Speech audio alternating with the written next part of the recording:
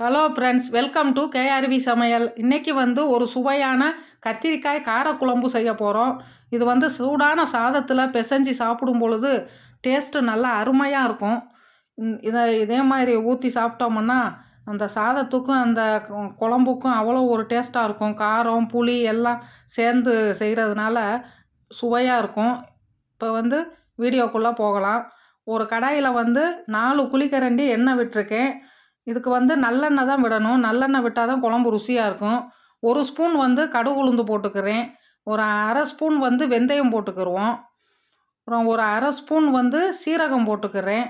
இந்த மாதிரி போடும் பொழுது தான் அந்த புளிக்குழம்பு நல்லா டேஸ்ட்டாக இருக்கும். இப்போ எல்லாம் போட்ட பிறகு சின்ன வெங்காயம் ஒரு 20 கட் பண்ணி வச்சுருக்கேன், அதையும் போட்டுக்கிருவோம். கருவேப்பிலை கொஞ்சம், 2 பச்சை மிளகாய் எல்லாத்தையும் போட்டுக்கிருவோம். பூண்டு இருந்தாலும் இந்த சமயத்தில் ஒரு 5-6 பூண்டு போட்டுக்கோங்க. நான் இன்றைக்கி பூண்டு போடலை. இப்போ இதை வதக்கிக்கிருவோம். ஒரு பாதி வதங்கட்டும். இப்போ கத்திரிக்காய் இந்த மாதிரி காம்பை மட்டும் கிள்ளிட்டு இந்த மாதிரி அந்த இதழ் இருக்குல்ல பச்சையாக, அந்த பகுதியை போட்டோம்னா குழம்பு நல்லாயிருக்கும். அதனால் நான் அதை போடுறேன். 4 பக்கம் கீறி விட்டுட்டு உள்ளே பூச்சி இருக்கான்னு பார்த்துட்டு அப்படியே போடுங்க. இப்போ போட்டுட்டு இதையும் நல்லா வதக்கி எடுத்துக்கிருவோம். இந்த கத்திரிக்காய் கலர் மாறணும். அப்போ தான் குழம்பு ருசியாக இருக்கும். இப்போ கலர் நல்லா மாறிடுச்சு. இப்போ இந்த டயத்தில் ஒரே ஒரு தக்காளி நான் கட் பண்ணி வச்சுருக்கேன், அதையும் போட்டுக்கிருவோம். போட்டுவிட்டு தேவையான அளவு உப்பு நான் 1 ஸ்பூன் போட்டிருக்கேன், அதையும் போட்டுக்கிருவோம். இப்போ எல்லாம் ஒன்று சேர்ந்து நல்லா வதங்கி வரட்டும். இப்போ வதங்கின பிறகு இந்த மல்லித்தூள், தனி மல்லித்தூள் ஒரு 2 ஸ்பூன் போட்டுக்கிறேன்.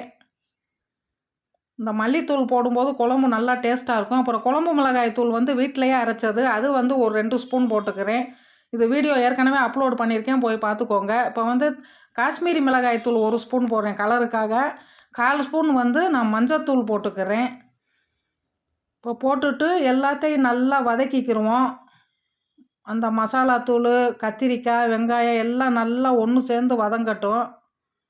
இந்த மாதிரி ஒரு 2 நிமிஷம் நல்லா வதங்கினோம்னா அதில் கத்திரிக்காயில் எல்லாமே கலந்துரும். இப்போ இந்த மாதிரி வதங்கின பிறகு புளிக்கரைசல் ஒரு எலுமிச்சை அளவு கரைச்சி வச்சுருக்கேன், 1 கப்பு, அதையும் ஊற்றிக்கிருவோம். ஊற்றிட்டு இப்போ தேவையான அளவு தண்ணி விட்டுக்கிருவோம்.